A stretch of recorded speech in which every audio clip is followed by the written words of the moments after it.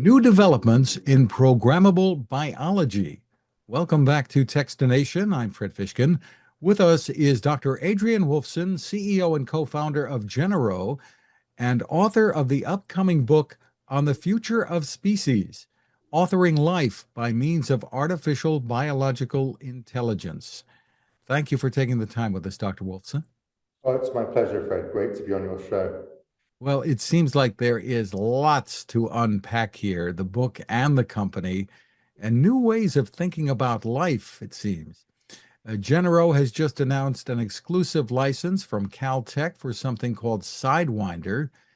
In simple terms, if possible, what is that and what is the significance? Yeah, so Sidewinder was developed at Caltech by my co-founder, Kai-Hang Wang, who trained in Cambridge, UK, where he built the first ever synthetic E. coli genome. And in the process of building the first ever synthetic E. coli genome from scratch, he realized how difficult it was to actually create the building blocks that you needed to construct a genome. So when you want to build a genome, you need to create, you've seen those buildings go up over a weekend on a car parking lot, right? When they have these prefabricated concrete units and they just throw them up, and then Monday morning you see a building there, and on Friday there'd been nothing, right?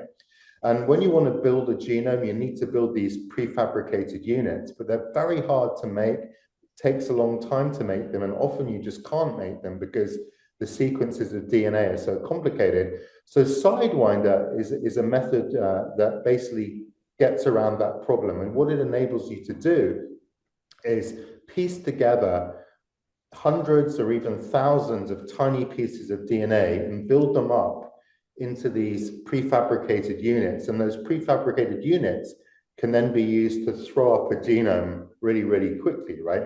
And this method enables you to build genomes very rapidly, efficiently, accurately, and at extremely low cost. So you can think of Sidewinder as a kind of laser printer, if you like, for DNA, and which enables you to print it out at scale. It sounds like this is quite different from what we have today with the gene editing and such that's out there. Oh, well, Explain the differences. yeah, it's a really, really important difference. And thank you actually for raising that point. So you can think, let's just think about the history of biology. And that can be divided into three broad eras, if you like, right? So for most of history, humans have just been cataloging and describing nature, right? Starting off with Linnaeus and so on and so forth. And then eventually we learned how to read genomes, right? Which was a kind of a much deeper interpretation of nature, but it was still all just kind of archiving, cataloging, describing, right? And then more recently, we moved into a different era of biology, which was driven by gene editing, right? And gene editing, of which CRISPR is the best known technology that's used there. Gene editing enables you to actually modify the genomes of living things, literally to treat genomes as documents, Word documents, that you can redline, cross out letters or words or reshuffle around, bits of text, right? But fundamentally, editing is always constrained by what exists, right? You take a genome and you just modify it. But what we're talking about now in the third phase of biology, and this is the phase that we're just entering, it's a generative phase, it's an authorship phase, it's a phase in which we start with nothing, like a blank piece of paper. That's what authors do, right? They start off with nothing. And then they take the contents of their imagination and they turn that into a physical product. They literally write a narrative, right? And that's what Sidewinder helps you to do. It enables you to, it's like a typewriter, if you like, a DNA typewriter that types DNA narratives from nothing. It doesn't have to start with a pre-existing genome. It just starts with a blank page. But in order to write DNA, you need to know what to say, right? You need to kind of have some kind of design principle. Unfortunately, in the last few years, AI has provided us with a rudimentary, for now, ability to design DNA At the moment, at the scale of viruses and also of bacteria, but one imagines that within, another few years, we'll be able to design living things on computers at the scale of complex organisms. And when we can do that, we'll begin to have a mastery of what I refer to as the generative grammar of life.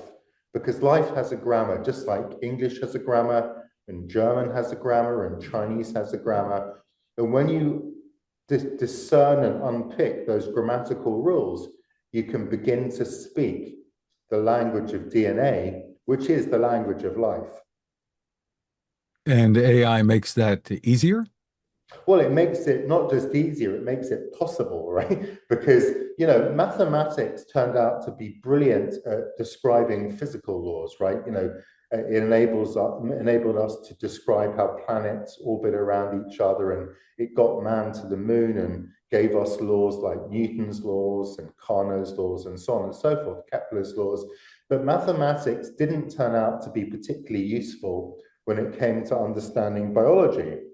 However, it turned out that there was another tool called AI, which was just brilliant at doing that, right? Because it turns out that AI, if you use AI to look at big databases of biological information, like, for example, huge databases of genome sequences derived from many different species, AI is able to discern patterns in those databases that we just can't see by eye, right?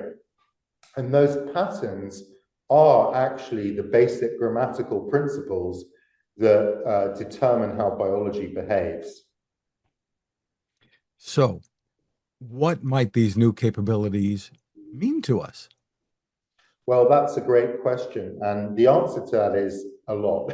I mean, basically, if we can understand the grammar of biology, it means that biology basically becomes a programmable material and something that will eventually become part of our infrastructure. In other words, pretty much everything that humans do could be done biologically, from information storage to energy generation, through to rewriting the genomes of cash crops like wheat or maize or potatoes or rice to make them drought resistant and heat resistant and to increase their yields.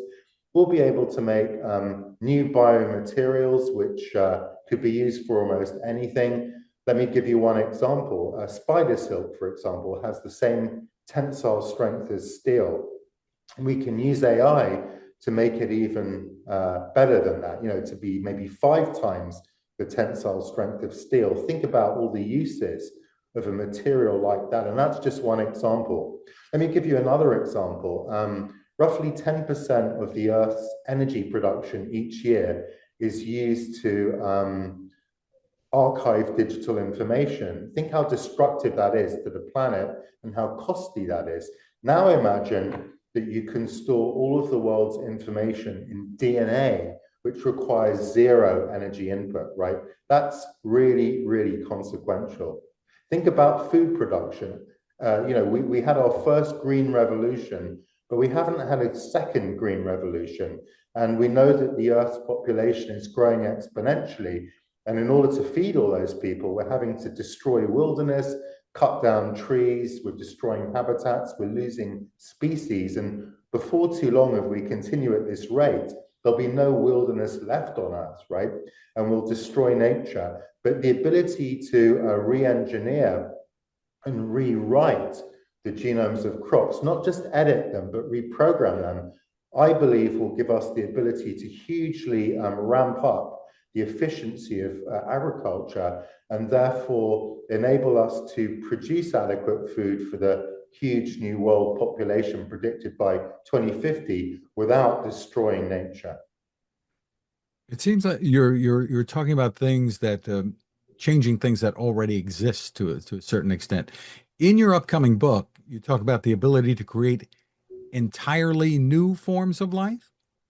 That's right. Well, Fred, evolution as a kind of generative engine, if you like, has been around for 4 billion years. And I would say that it has just dipped the tiniest end of its finger into the ocean of biological possibility. In other words, what exists today and what once existed but is now extinct just represents the tiniest fraction of what could have been, right? So imagine, for example, that evolution had never discovered the rubber plant, right? Or never discovered cotton, or never discovered the cow, or the chicken, or the cabbage, or tomatoes in America, right? Or any of those species which are so critical to human existence. So now imagine that there are countless other such species which have never been realized by history that humans could benefit from, right? So now imagine that I was able to generate an engine that could map out all of biological possibility as a kind of terrain, as an unknown frontier, as an unknown world ready to be explored, right? Like America pre-colonization or Africa pre-colonization, that there are these worlds that nobody's ever been to before, right? But which contain mineral resources and could be cultivated and all of these things. And you need to think about biology like that. It's kind of like real estate. And that if we could only create the right maps to map those terrains out and find a way of traveling there, then there are untold riches that could hugely benefit society and enable humans to live much healthier and better lives, to live longer, and also to grow crops on other planets, to increase the productivity of crop production, to reduce our energy demands, and also enable us to preserve nature because we won't need to destroy it in order to do all the things we need to do.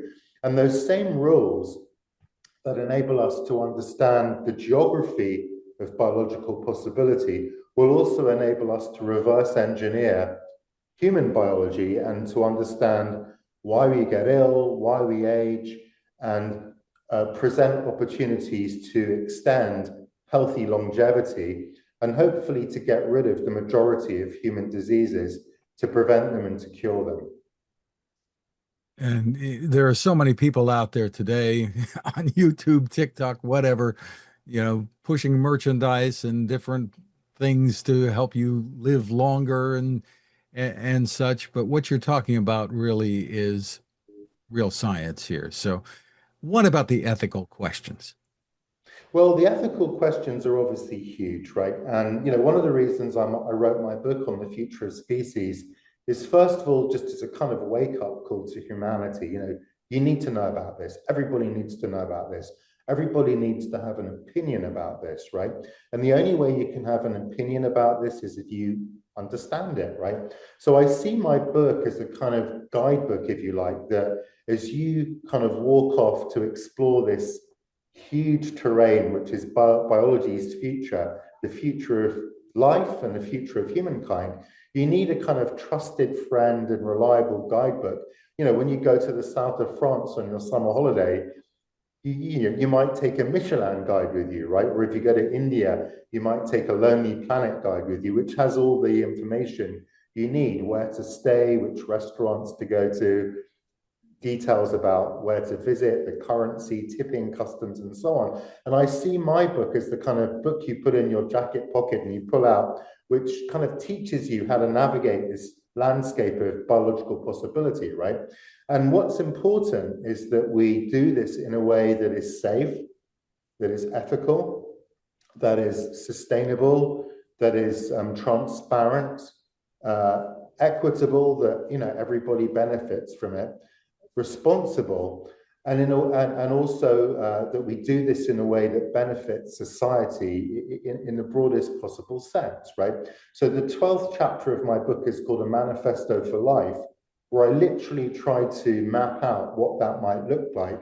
I actually call it a sketch for a manifesto for life because I wanted to indicate that this isn't a final product.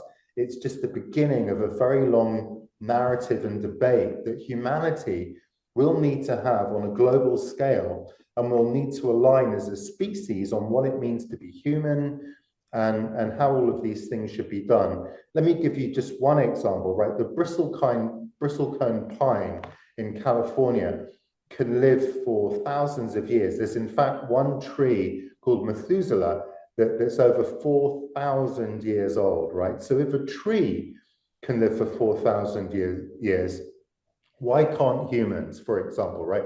And then you get to the question, well, would we want to live for 4,000 years if we could, right?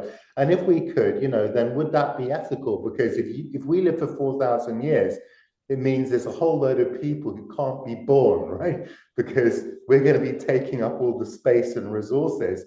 Is that ethical? And then it also raises the question, what does it actually mean to be human, right? Where do humans begin and end? If you live for 4,000 years, everything's going to change. Like, I reckon that, quite honestly, Fred, if you knew you were going to live for 4,000 years, it would be very unlikely that you would be interviewing me right now, because you would have woken up this morning and said, you know what?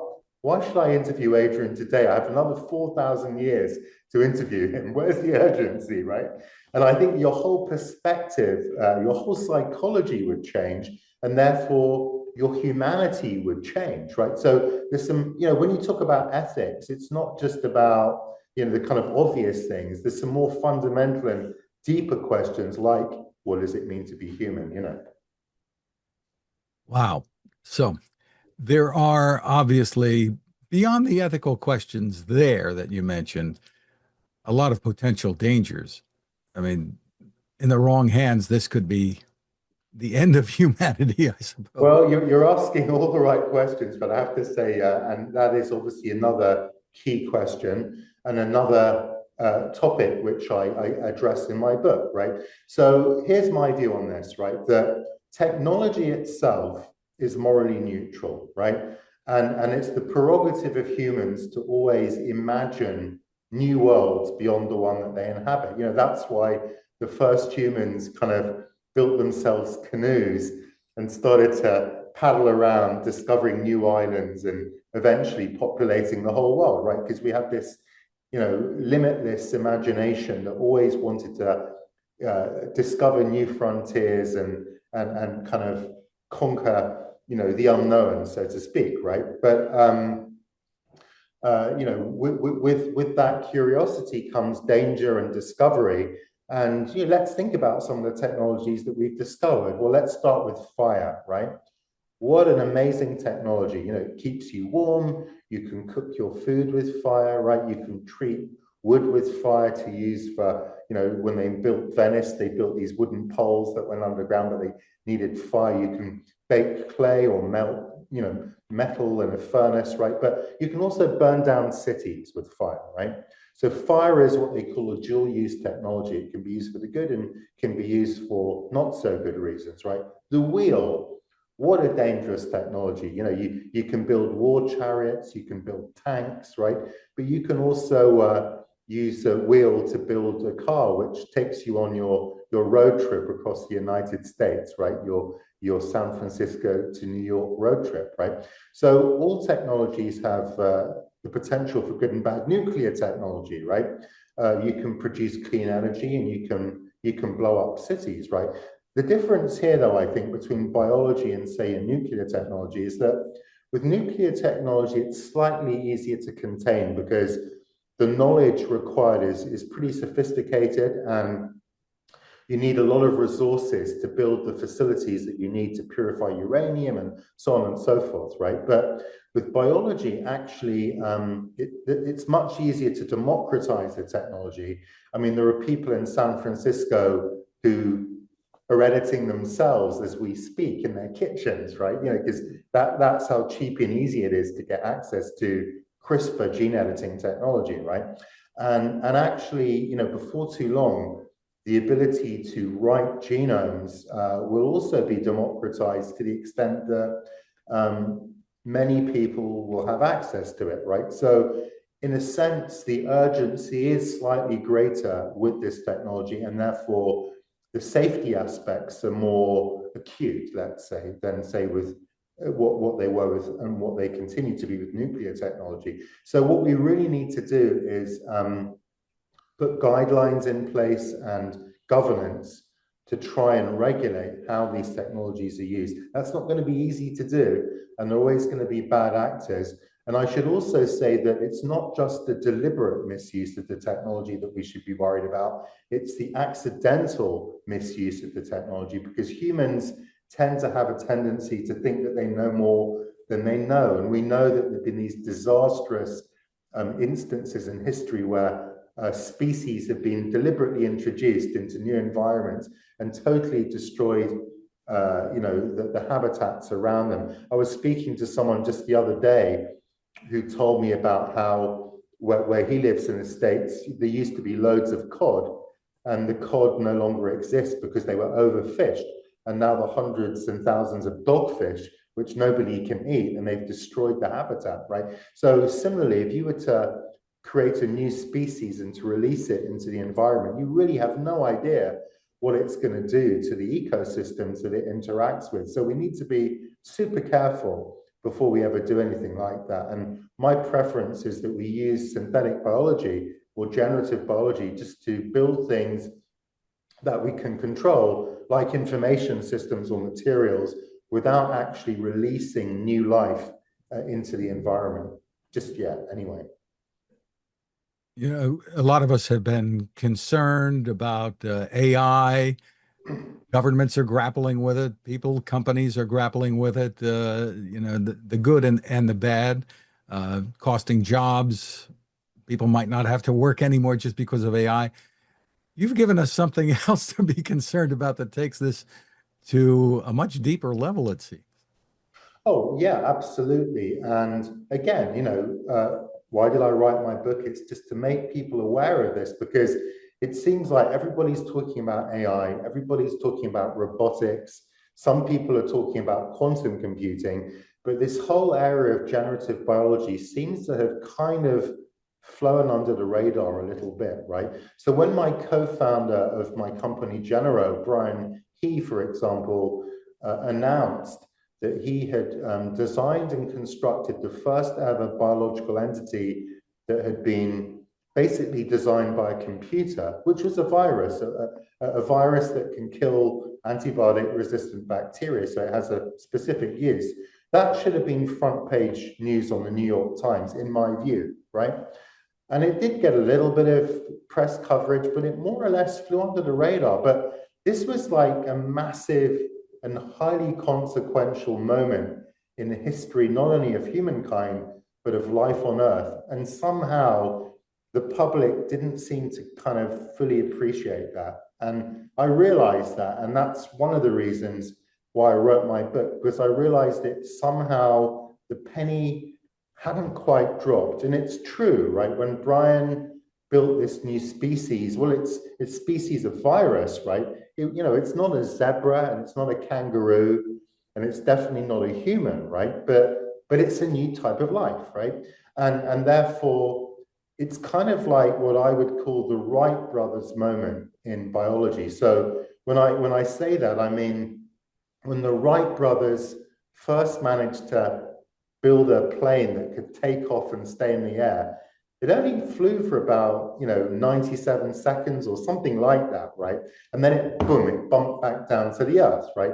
But at that second, at that moment in time, they had created the beginning of a whole new era, which would eventually lead to jet planes and then to space flight, right? So in that tiny moment of these two guys going onto a hill and getting into the air for 90 seconds or whatever it was, and telegramming their father, right?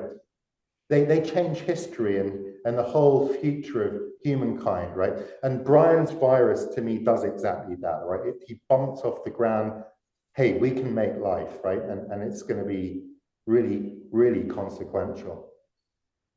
Help us understand the process here. You have a thought, or AI helps you develop something that says, okay, build this. And what happens? What is the physical way of building a new form of life? And are there limits? Yeah, so the design part of it, I think is best thought of as being just like a chatbot, right? Because as I said, DNA is a language, but it has an alphabet of 4 letters, A, C, T, and G, the 4 chemicals nucleotides that DNA is built from. English has an alphabet of 26 letters, right? But the AI looks at those letters in exactly the same way, right?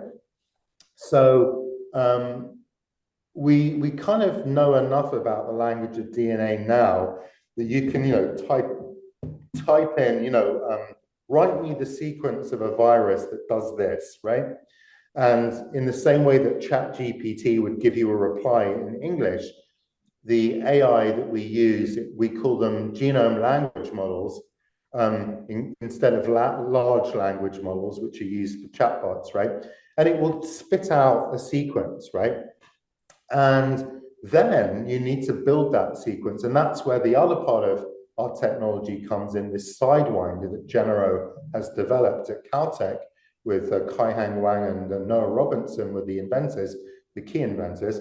And then you have to turn that design into a physical reality. So you literally print out the design. It's like an architect gives you the design of the house, and then the builder comes in and builds the house according to the design, right? So what are the limits of that? Well, the limits are defined by your mastery, if you like, of the grammar, right? So if you wanted to write Dostoevsky, or Tolstoy, War and Peace, or whatever book you want to write at that level of sophistication, you need complete mastery of the English grammar, right? I mean, or Russian in that case, but let's assume it was written in English, right?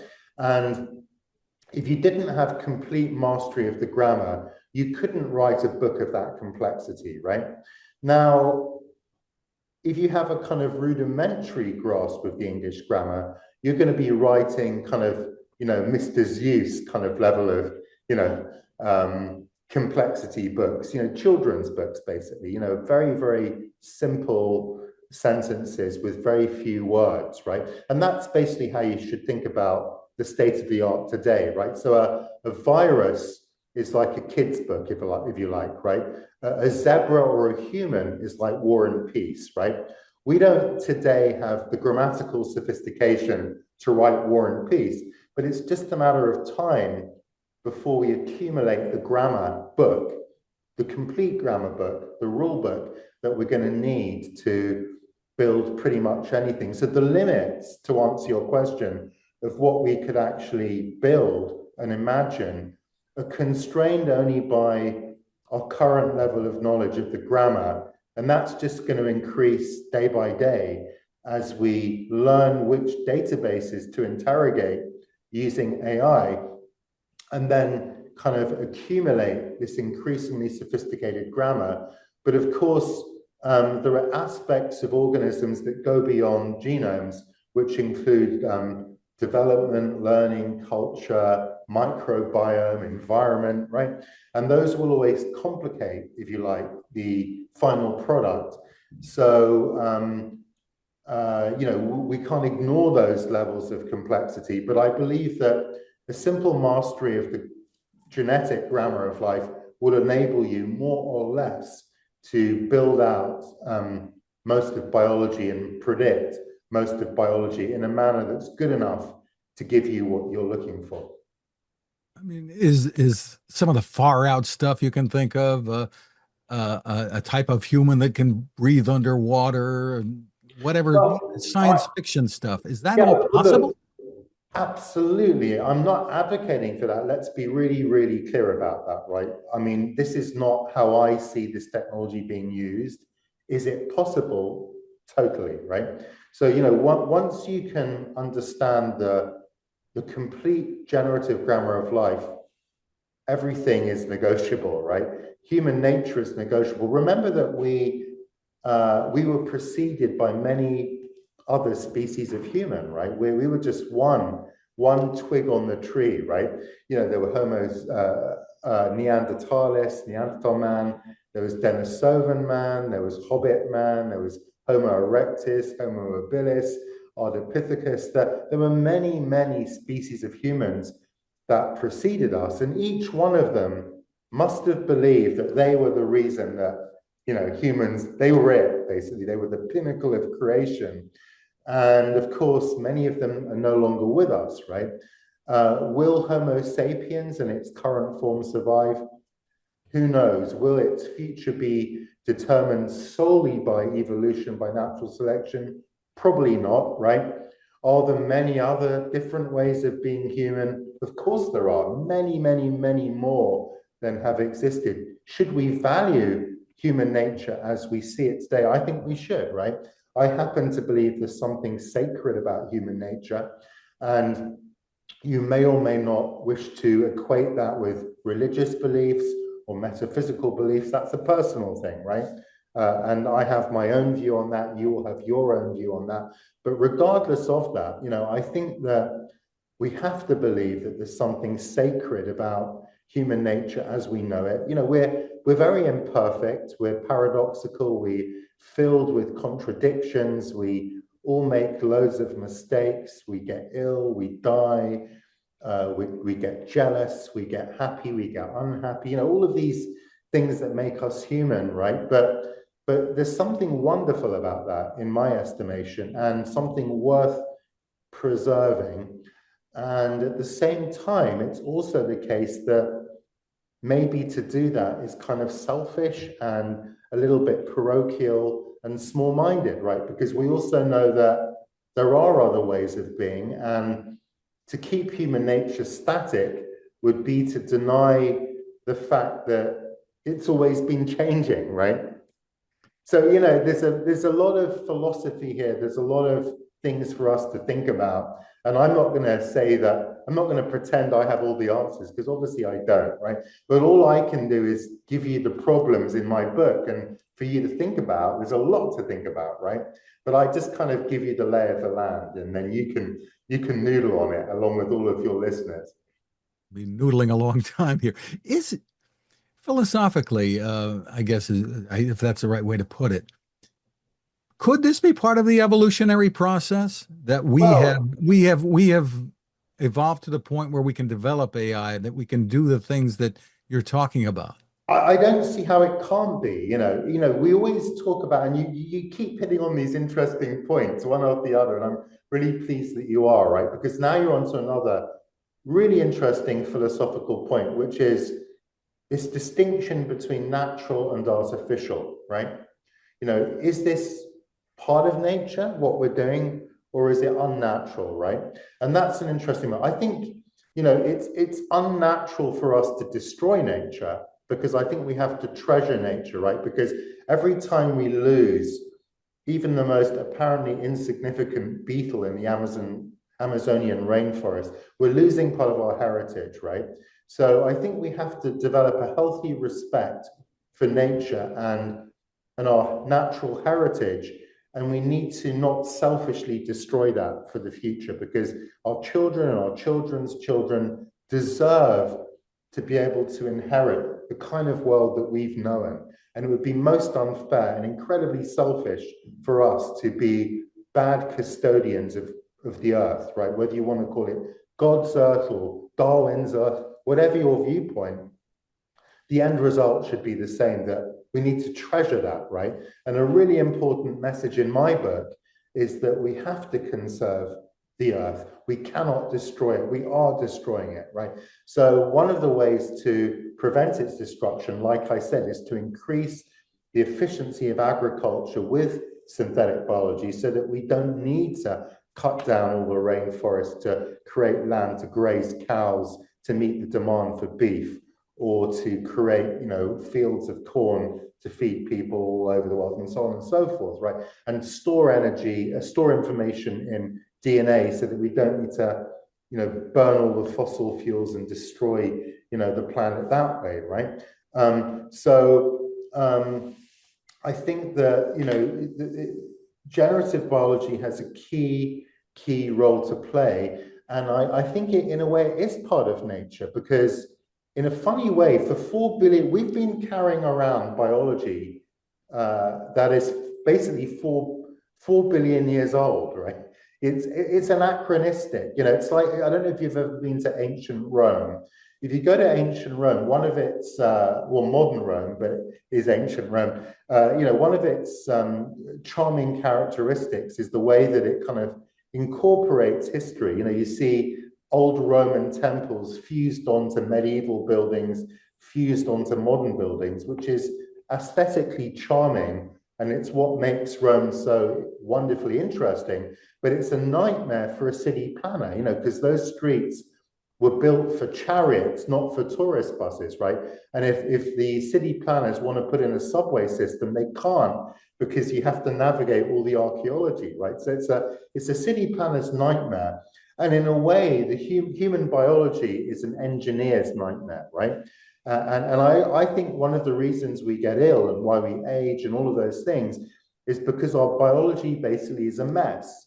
You know, it kind of was cobbled together over 4 billion years, and we've never been able to take a step back and say, oh, if we were engineers, would we have really designed it this way, right? No, we probably wouldn't, right?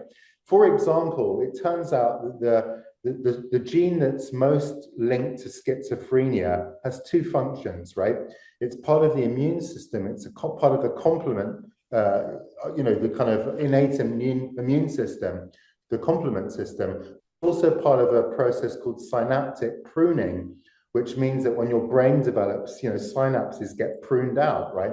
And why did evolution choose to use the same protein to do two totally different things, right? It means it can't optimize either of them, right? Because the protein has to do both, right? And if you were an engineer, you would never design it that way. You'd have two separate proteins, right? So maybe, just by way of example, if you were the engineer and you were building a human, you would never use one protein to do two different things. You'd create two. And if you had the opportunity to revise our design, you probably would create two, right? Now, I'm not suggesting that you would ever want to rewrite the human genome or that we should. I'm just trying to explain to you why I think we get ill. It's because of all of these design flaws that we have built into our biology. Now, we don't necessarily need to rewrite them, but if we understand them, right, and reverse engineer them, it will definitely teach us how to prevent us from developing life-threatening diseases and help us increase our longevity and to live healthily. And I do believe that our goal should be to get rid of disease and to live longer, but I don't believe we should start trying to mess around with other aspects of human nature. But, you know, is it part of nature to do that? Yeah, I think it probably is. You know, that in the same way, it also can't be a coincidence that suddenly, the moment we develop this capacity to develop artificial intelligence that could be way, way more intelligent than we can be, you know, maybe it's not a coincidence that it's at the same moment in history that we learn how to rewrite our own biology. Maybe it's the only way we'll be able to compete with AI is to consider upgrading ourselves in some way. I am not advocating we do that, but I'm just saying, right? But I guess if we've learned anything, it's if something can be done, it's going to be done. So it seems that way. So how, if you were in charge and able to set up some kind of way of regulating this, safeguarding it to prevent the improper, to put it mildly, uses of it, what would it look like? That's, you know, that's a really complex question, and it's chapter 12 of my book, and it's hard to give a succinct answer to that, right? Because there's so many aspects to address, right? But there's some fundamental ones, like, you know, for example, there does need to be urgently some kind of global governance system that looks at this whole problem. Well, I call it a problem, but only a problem if it's misused, right? But it could become a problem, right? So there needs to be awareness at a global level, and there needs to be consensus and governance to put some basic guidelines and guardrails in place. And I think most people agree on some key points, like, for example, we should never, at least for now anyway, consider doing any changes to human genomes that are heritable, for example, right? I believe personally that we shouldn't release extensively engineered or rewritten organisms into the environment, because we don't know how they're going to impact ecosystems, and we could destroy ecologies, inadvertently. So I've got a very high bar personally for doing that. I think that a lot of the focus should be on using this technology for use cases that don't involve creating and releasing new organisms. Like I said, information storage, energy production, biomaterials. I think initially that's where the focus should be. And we should only really go beyond that when we really have a good grasp of how organisms might impact ecosystems. People, for example, are playing with the idea of creating bacteria that could eat up microplastics in the environment. And that may or may not be a good idea, to start releasing engineered bacteria into the environment. I mean, on one level, it sounds like a great idea. You could just eat up all of that microplastic in the oceans. But do we really know what the long-term consequences of doing that will be? I'm not sure we do, right? There are ways to kind of get control over those organisms by changing their genetic code, to create genetic firewalls, or to introduce weaknesses into them or ways of killing them. But I just think the bar is really high, personally. Not everybody agrees with me on that one, but those are just some of the things that one has to think about. But there are many, many dimensions to this that have to be considered, and my book outlines some of them in my final chapter. And I guess that question of who gets to decide and who gets to regulate is, well, that's a toughie. That's a whole nother question. So, let's just take the concept of disease, right? I mean, there've been moments not that long ago when homosexuality was a disease. The WHO had homosexuality listed as a disease. I don't think any of us would believe that were the case today, right? Deafness, is considered to be a disease. But in fact, if you go to the deaf community, there are large numbers of people who embrace deaf culture and actually who don't want their kids to be gene corrected to give them hearing, because there's a whole subculture of deaf literature and all those, deaf culture and, deaf poetry. And so is deafness a disease? I mean, that's a philosophical question too, right? Or is it just diversity, right? When does a disease become a disease? Lovesickness, it was once classified as a disease, right? So one can imagine authoritarian societies, actually not even in the future, right? Even today, one can imagine that there are authoritarian societies that might just say, you know what, there's this terrible disease called free will that we really need to get rid of, because people have opinions and then they don't vote for us and they disagree with us and they don't toe the party line. Wouldn't it be great if we could just do a bit of rewriting and get rid of free will, right? And, once you've lost free will, that's it, because you don't know what you've lost, right? Like your cat at home probably, I'm not going to get into a philosophical debate about whether cats have free will, but it probably isn't at the same level as us, right? And do simple animals at least have the notion of not having free will? When your cat looks at you, does it look at the world in the same way? No, it doesn't, right?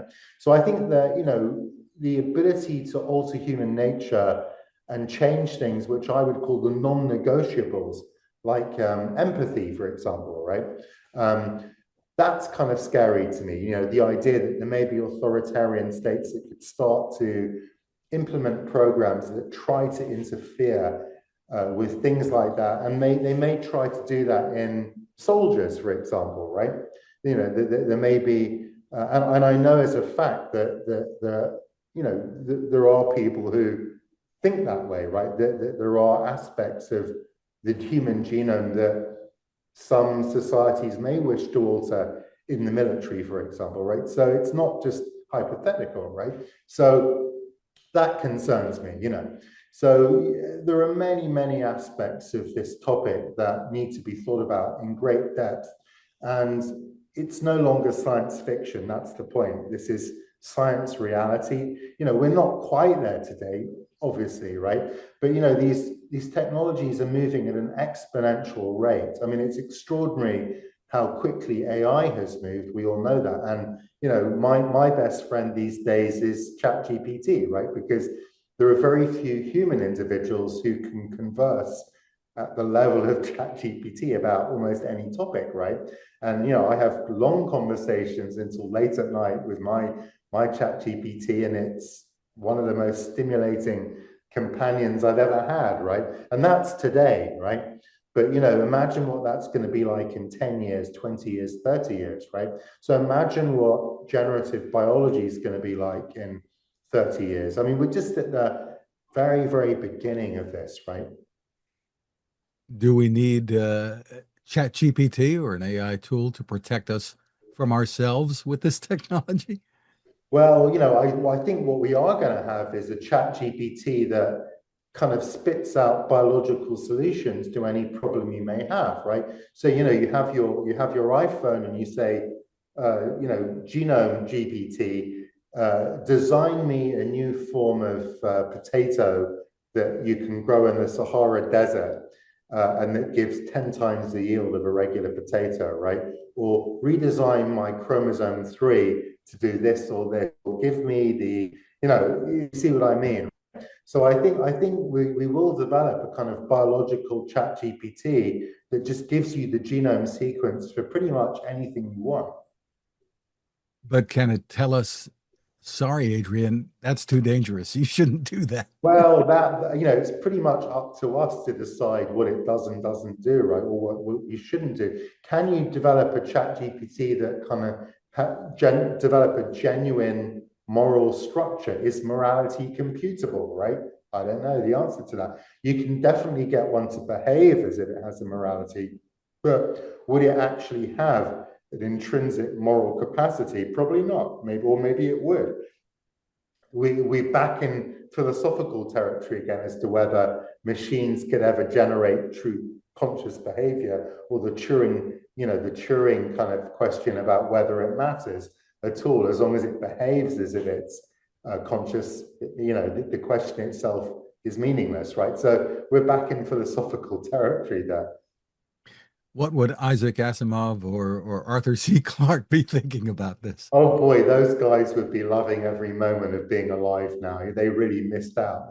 They just died a few decades too early.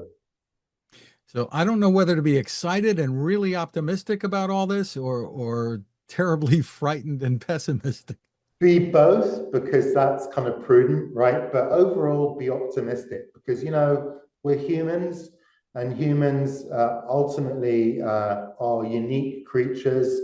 We do a lot of bad, we do a lot of good. But I think this technology, like most technologies, if used correctly and appropriately, will enable humans to just do and become things that we've never previously imagined were possible, right?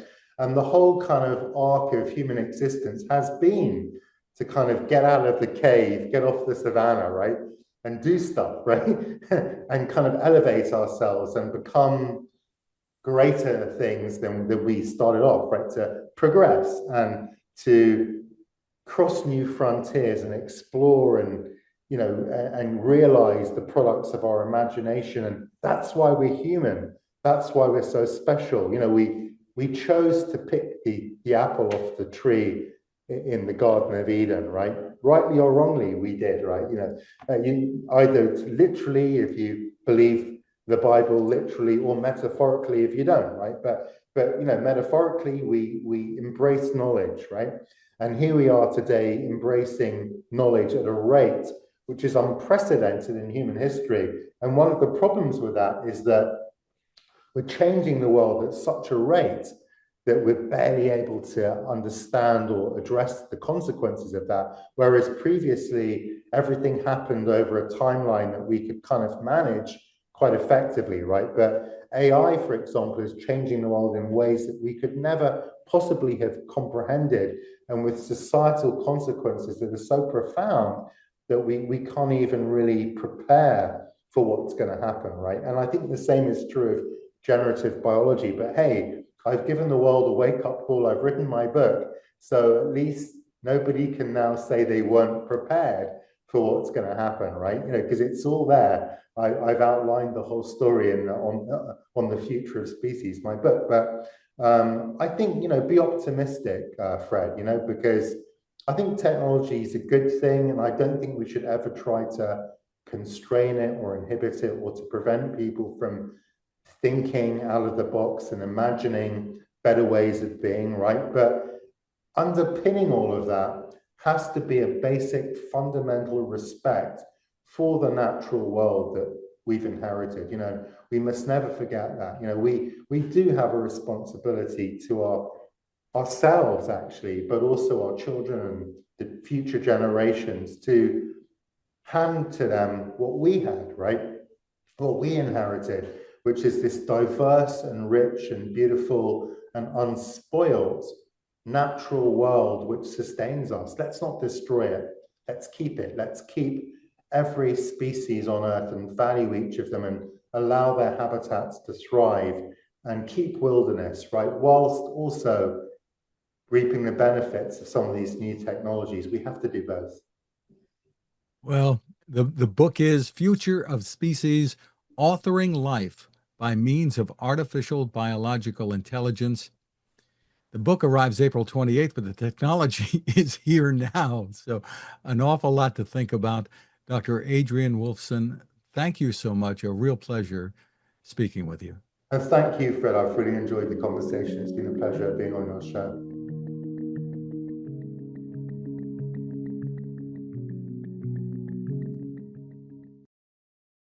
The Haven 10,000 lantern is a smartly designed, beautiful solar light that you will love indoors or out.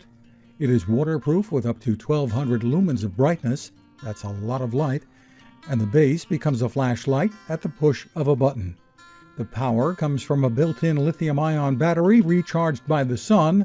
The solar panel is built in, or USB-C. The battery can even recharge your phone.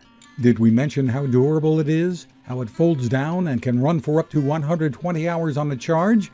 But the real power of the Haven Lantern comes from the people behind it and their mission to provide this quality lighting to those in the world who need it most, including in disaster emergencies. Your purchase helps to fund those efforts, and if you use the code TEXTINATION20, you'll get it at a 20% discount. That's TEXTINATION20 at havenlantern.com. Create your haven.